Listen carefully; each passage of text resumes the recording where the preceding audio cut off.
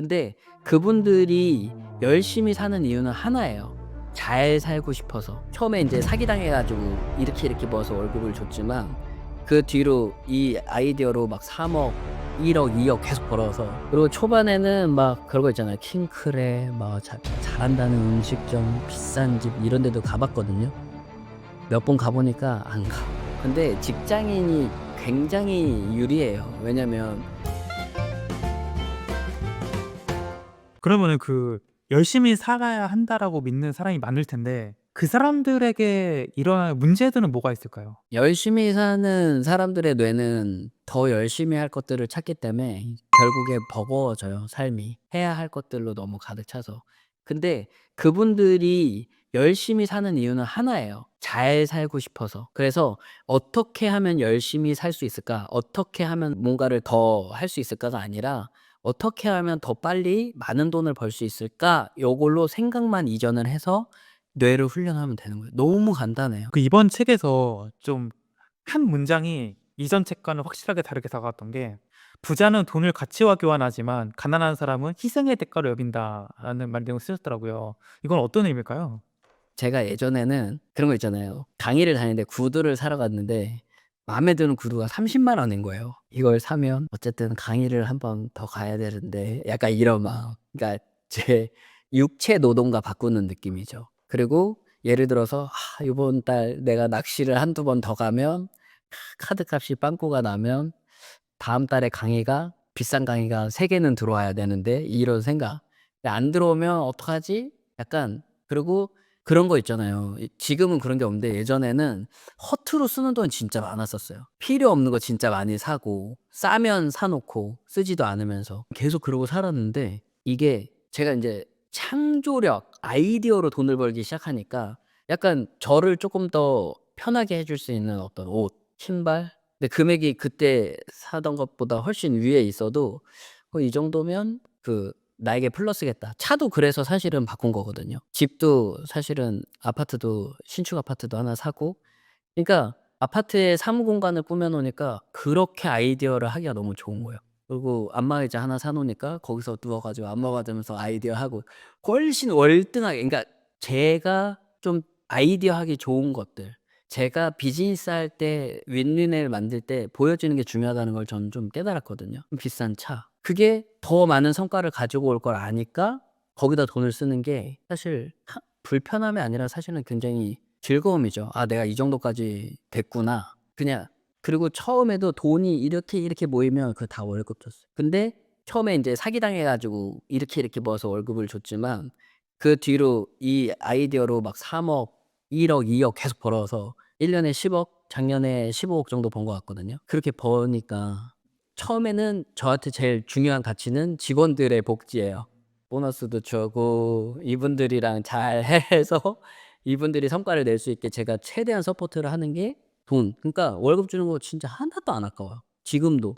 왜 그러냐면 이분들이 어마어마한 가치를 해 주기 때문에 사실은 그게 계속 이렇게 갈 수 있는 거잖아요. 그래서 저는 그렇게 생각해요. 오너는 계속해서 비전을 제시하고 아이디어를 만들어서 회사를 키워서 이분들 부자로 만들어 주는 사람이고, 이분들은 회사에 자신이 잘하는 것들을 만들어서 가치를 제공해 해 줘서 계속 상호 윈윈의 구조를 만드는 거지, 직원들 먹여 살리겠다고 제가 혼자서 영업 다니고 접대 다니고 그건 좀 아니라는 생각. 근데 아무튼 중요한 건 예전에는 내 노동과 교환, 지금은 저의 창의성과 교환. 내가 이 사실을 알고 '아 이렇게 많이 바뀌었구나.' 이렇게 생각이 되고, 그리고 초반에는 막 그런 거 있잖아요. 킹크랩 뭐 잘한다는 음식점, 비싼 집 이런 데도 가 봤거든요. 몇 번 가 보니까 안 가. 그냥 지금 부대찌개, 짬뽕 그냥 이런 거 사 먹고 살고 있거든요. 집밥 제일 많이 먹고.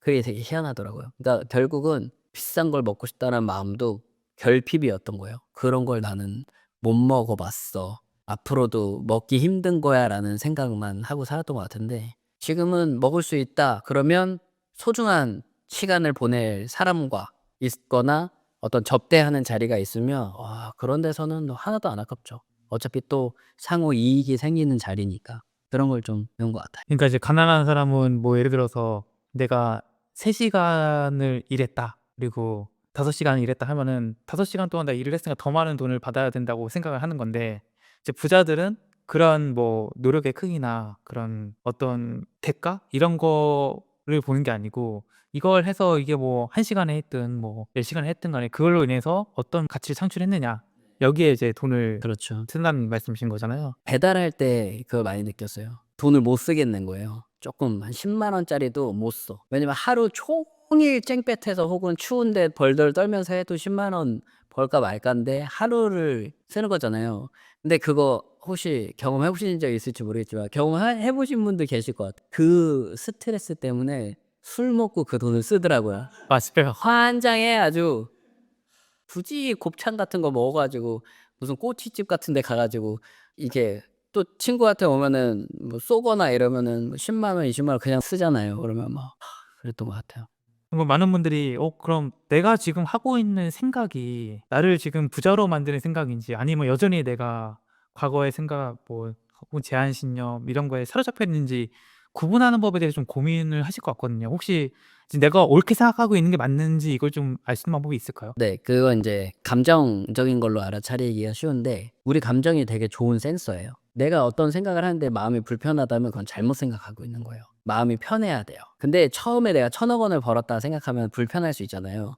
알아차리고 1,000억 원을 벌 능력이 나한테 있다라는 거를 계속 심어줄 때 그때는 기분이 괜찮거든요. 아주 나아지면. 그걸 계속 훈련해야 돼요. 그래서 저희 또 책 읽어 보시고 혼자 하기 어려우시면 저희 사이트 오셔서 또 훈련 받으시고. 네. 네, 일단은 말씀하신 대로 내가 1,000억을 벌겠다라고 생각하면은 정말 그 자리에서 어떤 아이디어가 떠오를 수도 있고 몇 개월, 몇 년이 걸려서 여러 가지 생각들이 들 텐데, 그 생각들에 대한 내 감정을 좀 살펴보는 게 중요하다. 뭐 '아 이거 하기 싫은데 될 것 같아서 하면 안 되는 거고, 이거 당장이라도 빨리 하고 싶어.' 막 긍정적인, 흔히 말하는 긍정적인 감정이라는 것들이 떠올랐을 때 그게 이제 적중률이 굉장히 높다라고 이해하면 되는 거죠? 네. '할 수 있을까?' 이런 의심들이 굉장히 많이 옅어져요. 네. '할 수 있겠다.'라는 생각이 굉장히 강해집니다. 그 우리나라에서 한때 퇴사 열풍이 막 불고, 이제 뭐 직장인이 되면은 뭔가 살면서 실패한 뭐 이런 인식이 있었던 때가 있었잖아요. 근데 이제 작가님 이번 책에서 직장인이라는 위치가 성공을 향한 가장 강력한 발판이 될 수 있다. 이게 사실 다 비슷하긴 하거든요. 근데 직장인이 굉장히 유리해요. 왜냐면 본인한테 돈이 월급이 들어오지 않습니까? 이거는 어느 직장이든 다 마찬가지일 거예요. 나에게 돈이 들어오고 있다라는 것은 어딘가 돈이 흐름의 구조 안에 내가 있다는 거거든요. 그러면 이거 해서 내가 요번 달에 이거 받아야지가 아니라 이 돈이 어떻게 흐르는지를 궁금해하면 내가 여기서 1,000억 원을 벌 방법을 찾겠다라고 하면 사실은 직원이 혼자이면은 쪼끔 생각을 해 봐야 되겠지만 보통 여러 명이 직원이 있잖아요. 그러면은 그 여러 명 한 5 명만 있어도 월급을 300만 원씩만 준다고 해 봐도 월 1,500만 원. 그 회사는 월 한 4,500만 원 정도 벌고 해야 운영이 될 거 아닙니까? 그러면은 월 5천만 원 이상의 자금이 흐르고 있는 거예요. 어디서 누가 왜 어떤 도움 때문에. 그거에 관심을 가지면 그 안에서 페인 포인트라고 하죠. 부족한 게 자꾸 보여요. 그러면 그거를 내가 채워 주면 이 사람들이 돈을 이만큼 아끼겠네. 예를 들어서 그렇게 하면은 한 달에 나가는 돈은 1,000만 원을 아껴줄 수 있겠는데? 그러면은 그 1,000만 원 아껴주는 거를 통해서 나한테 300만 원 달라고 하면 이 제안이 성공되는 거잖아요. 그러면 그렇게 하면은 직장 그만두고 300만 원 버는 게 개인 사업자로 끝일 수 있잖아요. 근데 직장을 다니다 보면 다른 직장들도 보이게 돼 있어요. 자기네랑 연결돼 있는 직장들. 거기도 돈이 다 흐르고 있을 거 아닙니까? 잠깐만. 그러면 회사들이 고질적으로 가지고 있는 이 문제를 해결해 준다면 그러니까 그게 보이는 데서 일하고 있는 거는 축복이죠. 근데 대부분 사람들은 직장 생활에서 월급 받아서 어떻게 1,000억 벌어. 그게 아니야. 1,000억 벌겠다는 생각 계속하면 관념이 바뀝니다. 되게 생각이 커져요. 그릇도 커지고. '내가 이 사장보단 더 벌 수 있을 것 같은데.' 이 생각이 들어와야 돼. 왜냐면 사장이 일도 못하고 막 저런데 또 돈 버는데 내가 하면 더 잘할 것 같은데 이게 나쁜 생각이 아니에요.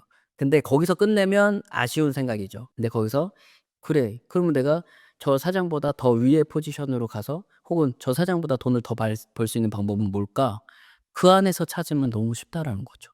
직장이라는 게 기업의 활동이니까, 기업은 이제 돈의 흐름이 엄청 크잖아요, 개인보다는. 그러니까 이제 그 큰 시장에서 이제 유심히 살펴보면은 여기에 뭔가 약점이라든지 잘못된 것들을, 맞아요. 아이디어를 발견할 수 있고, 그렇죠. 그걸 내가 할 수 있다는 생각이 들어서 그걸 내가 실제로 해 버리면은 진짜 그 큰 돈의 흐름이 나한테 오기 때문에 환경적으로 훨씬 더 유리하다. 유리하죠. 네. 그러니까 복사기 같은 것도 사실은 지금은 어떤지 모르겠어요. 제가 직장 생활 안 한 지 오래돼서. 근데 복사기를 되게 비싸잖아요. 뭐 몇백만 원씩 하는데 그 당시에 그거를 회사에다 갖다 놓기 어려운데 누군가 그거를 렌탈로 하면은, 근데 그런 비즈니스를 한 사람들도 직장인이었을 거란 말이죠. 근데 누군가는 그걸 보고 누군가는 복사기를 발로 차고, 그 차이가 되게 크다고 봅니다.